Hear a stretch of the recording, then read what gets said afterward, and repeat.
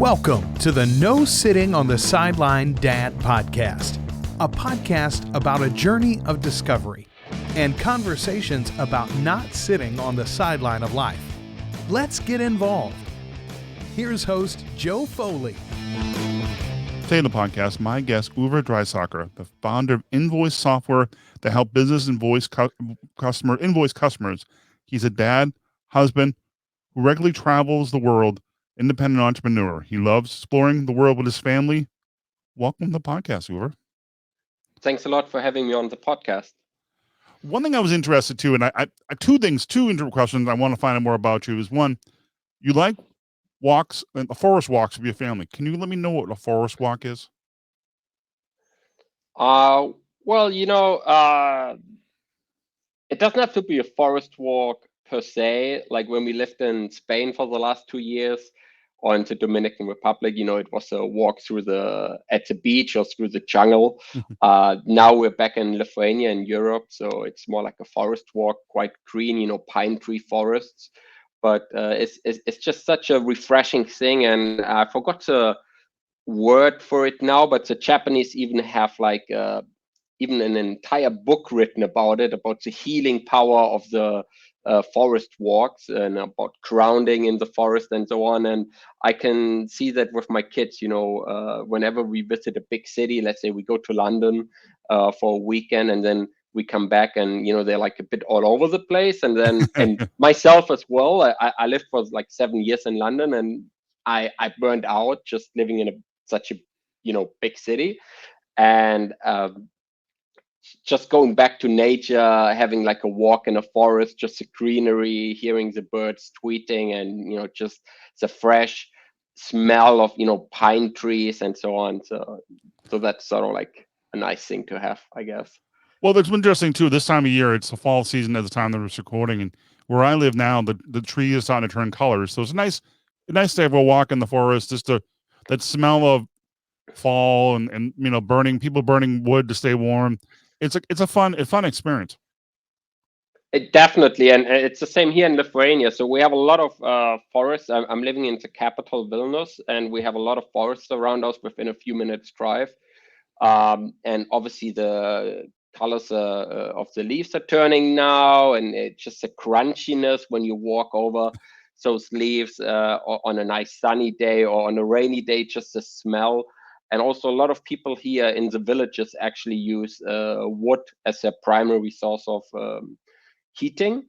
So, you can smell this as well in the air, obviously. So it's quite nice. We're getting into this nice season of autumn or fall, and then winter. We're almost like in this preparation for Christmas now. Well, I can tell you a little secret I have.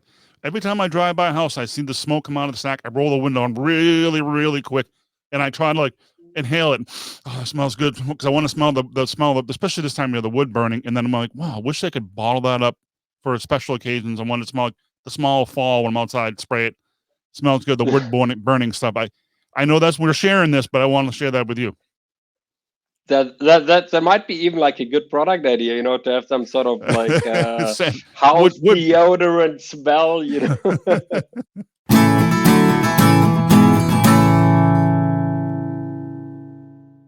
Interesting too. You're also the creator of Invoice Berry. What does that one say? Invoiceberry, yes. Yeah. Right. What is that? So I created the company more than 10 years ago back in the UK. It's an online invoicing software for small business owners. So what that means is, like a lot of freelancers, small business owners, and contractors, they basically love doing their job, but nobody likes the admin work. And the idea was created by me in my head probably almost 20 years ago, because I was running a business with a business partner, and at some point he asked me, hey, you have to send me invoices. My accountant is asking me for these invoices because I keep giving you money for our joint venture, and there's no paper proof. And apparently there has to be some paper proof in this society. And because the government obviously wants taxes.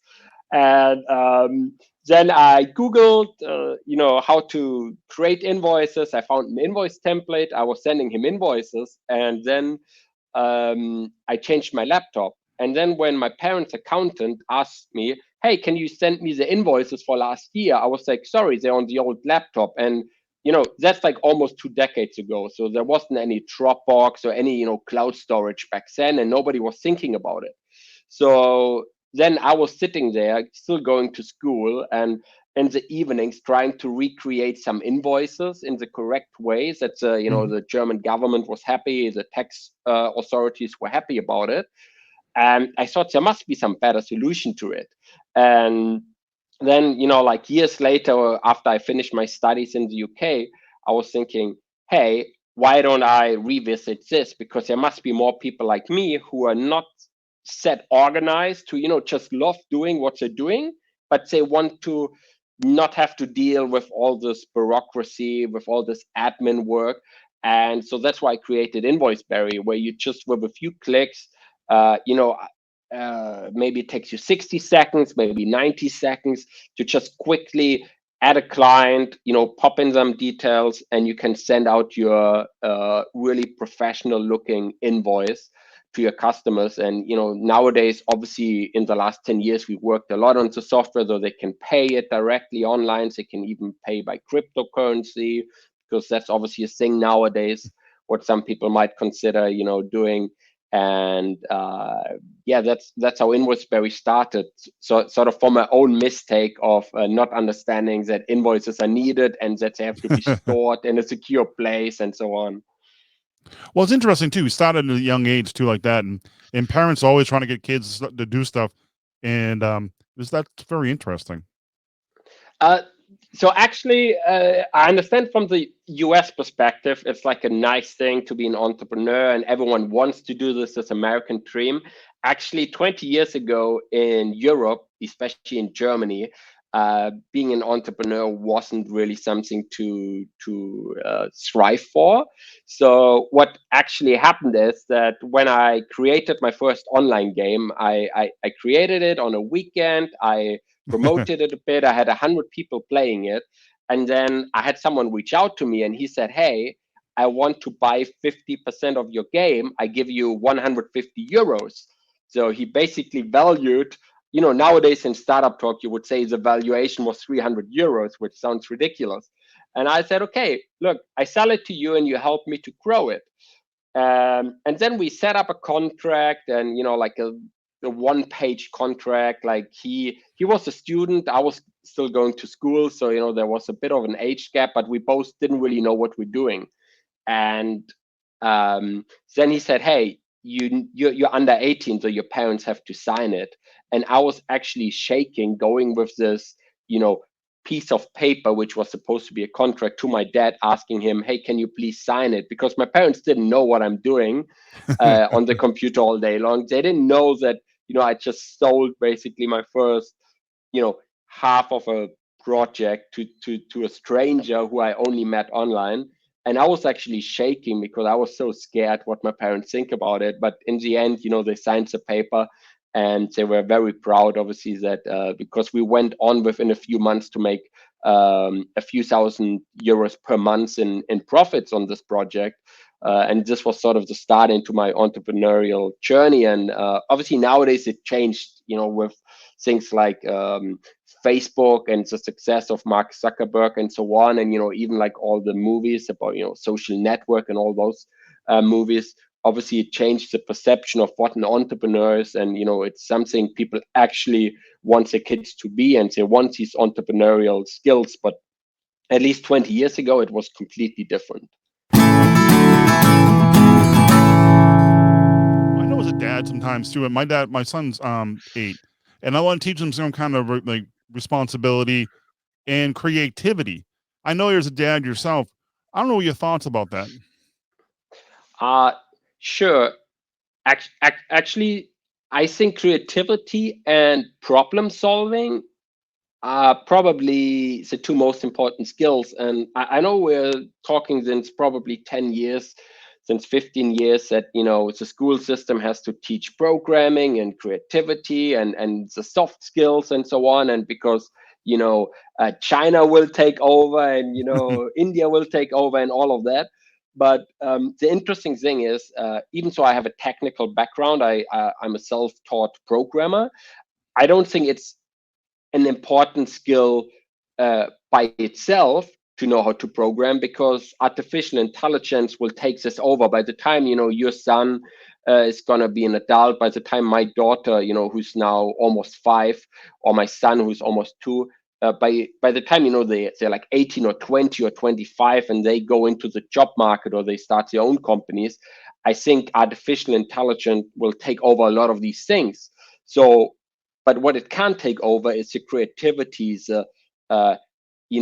inventing new things, the problem solving of complex thoughts, in my opinion. And this is what I try every day, to teach my kids, that they don't have to know how to count, and there's still a lot of the school systems, of the curriculums, trying to say by this age they have to count until 100, by this age until 1000, but nobody cares about that. Any monkey can start counting, but what's important is to understand the meaning behind it, to find creative ways to solve a problem. This is why I like coming back to forest walks. This is why I like forest walks, to just pick up a stick, and what can you do with the stick? How can you use the stick to dig a hole, to start a fight with your brother, or whatever, but what can you do with it? Think about it. And I'm not giving you any solutions. I'm not giving you any ideas. You have to be actually bored, and then you come up with your own games, and you invent your own ideas. Well, that's one thing interesting nowadays. Whenever kids have like tablets, cell phones, they can play video games and online videos and stuff like that. I'm from when I grew up, we didn't have that. You had to use your imagination. Here's a piece of paper. Go draw something. Go write something. Go outside and play hide and seek with your friends. I remember being young. Me and my brother had these Halloween costumes we saved over. They were plastic. They had a plastic mask, and we had to pretend and use our creativity. Nowadays, it's a lot. I hate to say it, but it's a lot easier. The kids are not easier, but they're more involved in stuff that we didn't have as kids. I think it depends, because I've exactly the same background as you. We played hide and seek. We would do things like, once I was a bit older, I would go on building sites with my friends and play around, quite dangerous situations, actually. And, the only thing we had, okay, we could watch TV, but, even that's boring at some point. And there's so many ads, and that's not interesting, pre-Netflix and pre-YouTube and so on. And but out of boredom, when I got a personal computer later in my life, out of boredom, I created I learned how to do programming, and I learned how to create my own game, and I came up with a solution how to create a game. And for example, for us, we have like a strict policy of no screens for our kids. We only during COVID, when everything broke down, we gave them a bit of screen time, but we still limited a lot. Simply, and I know that we're very radical with that, but I think it helps creativity immensely to not show any screens. And when I look at my daughter, what ideas she has, playing Legos and Playmobiles and all these different, like creative toys, and how she has this imaginative play, it's just amazing. And I don't like comparing kids to each other, but still you sometimes see that some kids, they need to have instructions, and other kids you just give building blocks and they come up with elaborate castle or them structure. And I think this comes from being bored, actually, and not having this constant feed of like YouTube kids videos and so on. And actually, while traveling, so my wife always had this idea of not showing screens for the first few years, and I wasn't 100% convinced. And what convinced me, and I still remember that after my daughter's first birthday, we went for 2 months in winter to Malta, some small island in the Mediterranean Sea in Europe. And we were there. We went to an aquarium, and my daughter, being 1 year and a few days old, started playing with another boy who was probably 3, 4 years old, and they were running around playing with little, cars, with little toy cars, and just running around. And then the food came, and our daughter came to us. This other boy went to his parents, and after our daughter was finished with a meal, she actually found this boy's table and was standing next to the boy's table, and she wanted to play with him, and he was just busy, like shuffling in his food and just watching like a screen, like a tablet, which the parents just put there, and he just completely ignored her. And this was so sad for me to see my daughter, like really just trying to play, and this innocence in like the face of a 1 year old. And this boy, he didn't even recognize her. He was just so fixated on the screen, on whatever cartoon was on. And that was like for me this point where I realized, yeah, my wife is 100% right. Like it's very dangerous actually to show the screen from an early age. And I know that's very radical, but so far it paid off, to be honest. Well, it's interesting too. Some people it goes back and forth and stuff like that. Well, also as being a dad, what are some kind of challenges have you faced as being a dad? Um, that's a tough question. Yeah, I guess every day is more or less a challenge, if you want to really improve, and like work on this relationship with your kid. And because we didn't put our kids into nursery or kindergarten at an early age, so we spend like a lot of one-on-one time with them. So obviously a big challenge is combining running a company, having a relationship with my wife, and also having a relationship with my kids, and just combining all of that in like 24 hours and still catching a bit of sleep. And I think this is still a struggle nowadays for me, that there's always more things I want to do because I have this creative entrepreneurial spirit in me. So I'm not just running Invoiceberry, which is my main company, but I'm also launching some new projects all the time. And obviously I want to grow the company, but I also want to travel with the family. And every time you travel, that's obviously a major disruption to your routine. And as we know, kids need a lot of routine, and if you travel a lot, this might be an issue. uh, I think, yeah, that sort of time management in general is like a major challenge for me. Well, interesting too, as being a dad myself, sometimes do you have any fears or inadequates, or the word I'm looking for, as like, oh, I'm not doing enough, or I could do better? Do you have any of those kind of thoughts? I used to have this feeling of, when I'm at work, I feel I should be more with my kids, and when I'm with my kids, I feel like I have to catch up on work. And I thought I'm the only person who feels like that in the world. And then when I started talking to some people, apparently every single dad who ever lived in this world has the same feeling, more or less. And this was a moment when I decided, I have to actively suppress this feeling. When I'm at work, I'm at work. When I'm with my kids, I'm with my kids. And obviously that's difficult, but there are obviously a few hacks. Like I disable, like my phone is really like limited, so I removed all social media apps. I disabled notifications on a lot of work apps. So only when I actively check them, I see if I got a new message. Even my emails, I disabled notifications for a long time. I have a strict, evening until I think 9 or 10 a.m. in the morning, where I'm automatically in the do not disturb mode on my phone. There are like all these little hacks to improve on that. That I don't have this feeling that much anymore. I still obviously have a bit of this feeling I should do more for the family, but I also should do more work. But I'm trying to limit it that way. Well, I was thinking of the word. Now I'm remembering the word I was thinking about. Dad guilt. That's the word I was looking for. Yeah, The dad that's a guilt. great word. Yeah. I think, Dad guilt. and that's there is actually this sort of word, and if you were to Google it, probably you find some blog posts about exactly that topic. So judging from that, it's not just you and me, but it's I think every single dad has this sort of guilt.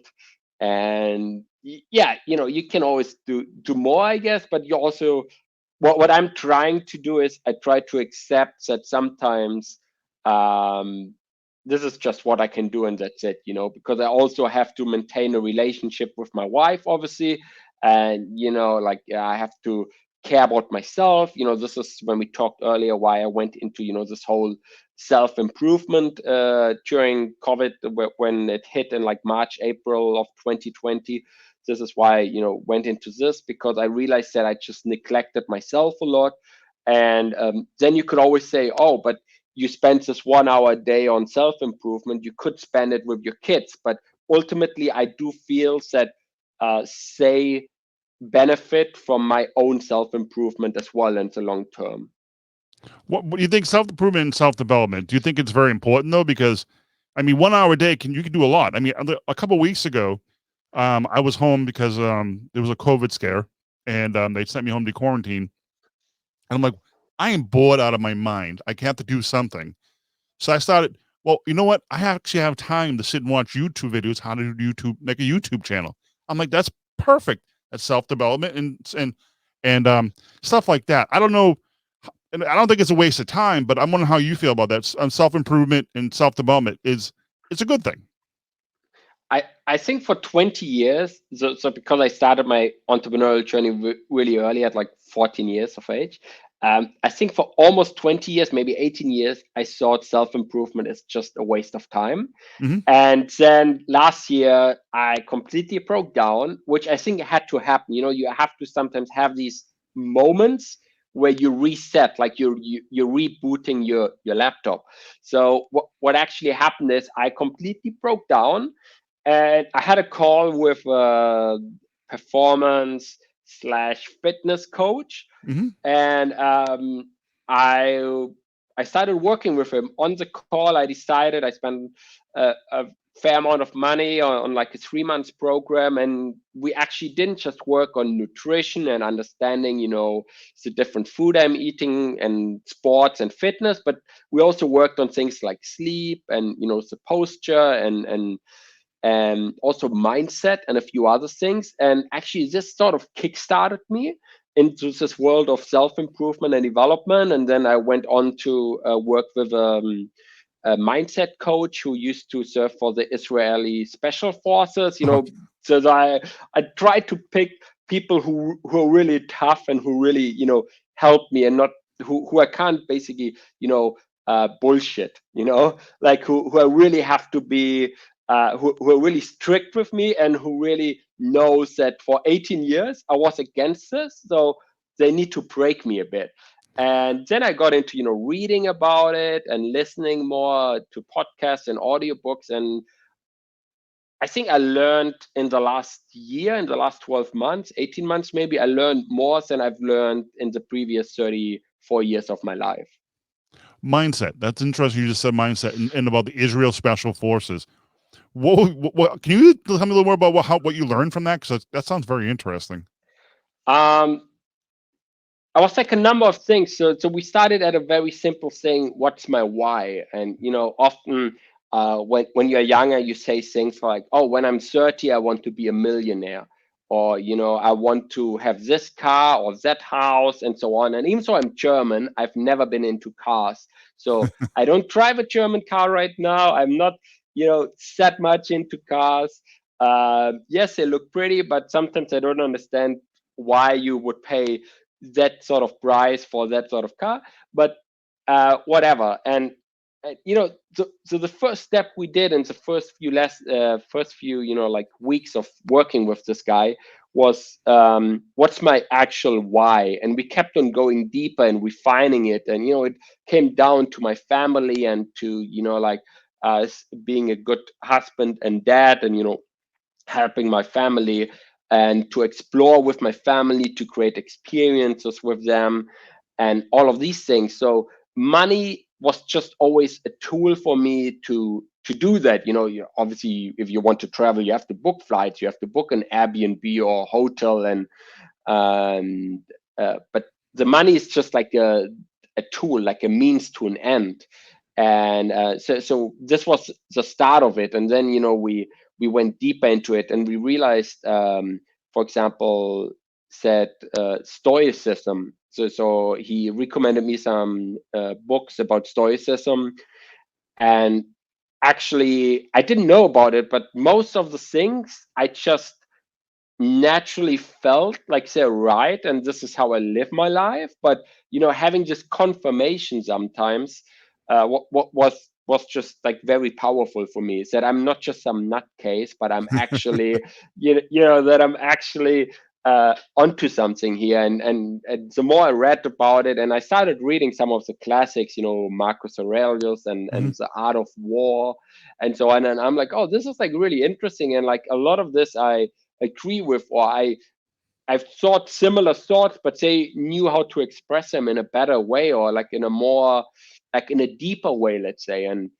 this really helped me to understand, and also to calm my nerves, especially, and that yourself as a dad, sometimes just too many things happen. Something bad at work happens, and then you have an argument with your wife, and then your kid, and you just explode. And I just calmed my nerves so much, just thinking from like this a stoic way of life, and like adding some meditations into my life, and all of these things, just actually very small steps, but once you combine them, they really help me a lot.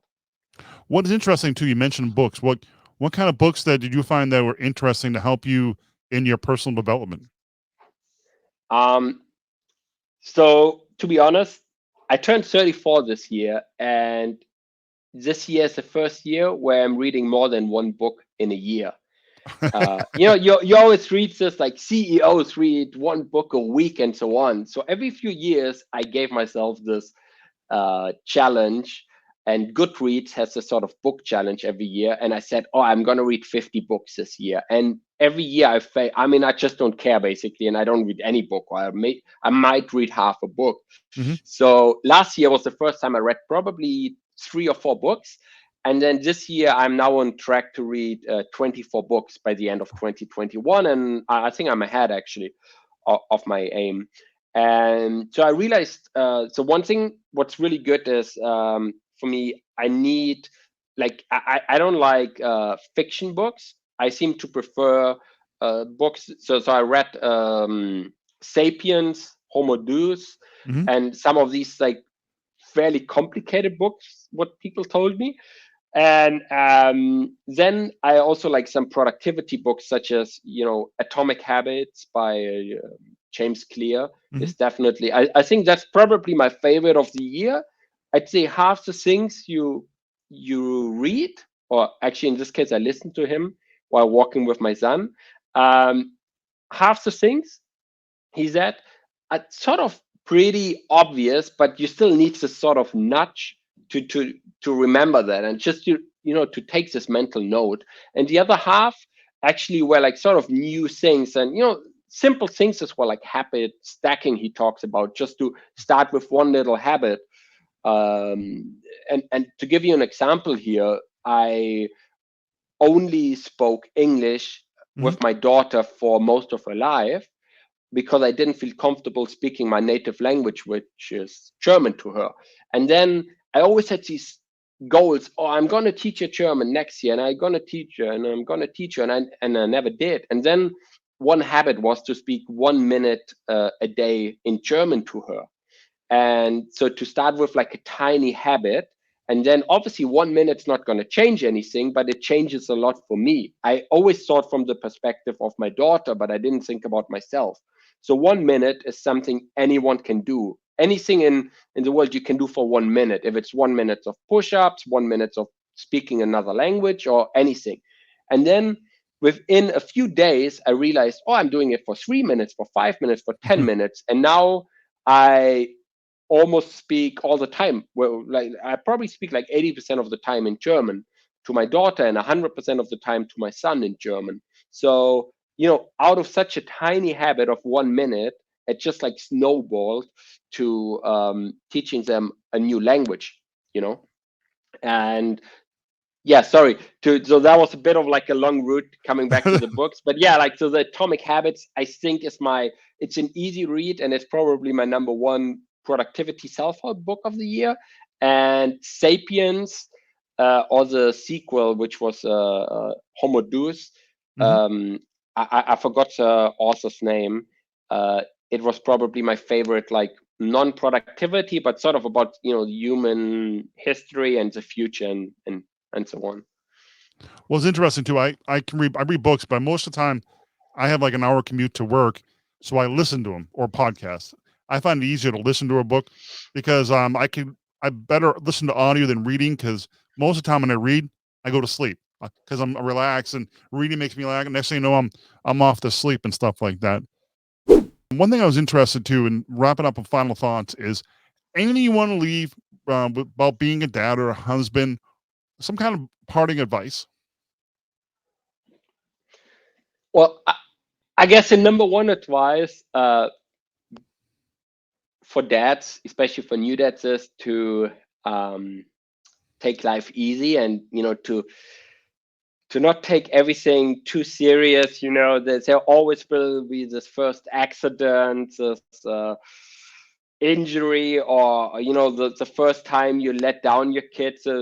So just to leave you with one little story, years ago when my daughter was born, she was probably it was before her first birthday. We drove probably an hour and a half away to some forest to go on some forest treetop walk, and she lost her teddy bear apparently. Oh. And we only realized it once we were back home. So the next morning I woke up at 5 a.m. to drive back 90 minutes to walk through the forest. I didn't find the teddy bear. I drove back home and I was beating myself up, and I ordered the same teddy bear again, and a few days later, he magically appeared again in her bed. So you always gotta screw up sooner or later as a dad. So I just tried to delay this first screw up at that point a bit more. But yeah, don't be too harsh on yourself, and also celebrate the small wins. Well, it's interesting too, as a father. Quick little story. My son he was a newborn, probably almost a year old, and we had a changing table. It was more like a bureau. And I went to grab the powder, and as I did hold on to him, he started to roll off, and I grabbed him by both his feet, and he was like inches from the floor. And one, dad saved the day. Two, I saved his life, and I felt like the worst dad in the world. But I guess the point is, we're gonna make mistakes. Nothing really serious happened, and it's okay. It's being a dad. We're gonna figure these things out. I definitely, yeah. Well, I told him that story. You almost crashed your head open. Well, I saved his life. Well, my mistake, but that's a funny story. But when they want to connect with you, want to reach out, ask more questions, and just say hello. Yeah, sure. Twitter, I'm Uwe Dreiss. That's UWEDREISS. Facebook's the same, facebook.com/Uwe Dreiss. Instagram's the same, or just email uwe@invoiceberry.com. And yeah, if anyone needs any, invoicing solutions, hit us up at Invoiceberry as well. Uwe, thank you much for being on the podcast today. I really do appreciate, sir, and the conversation. Thank you. Thanks a lot for having me on the podcast. I really enjoyed it.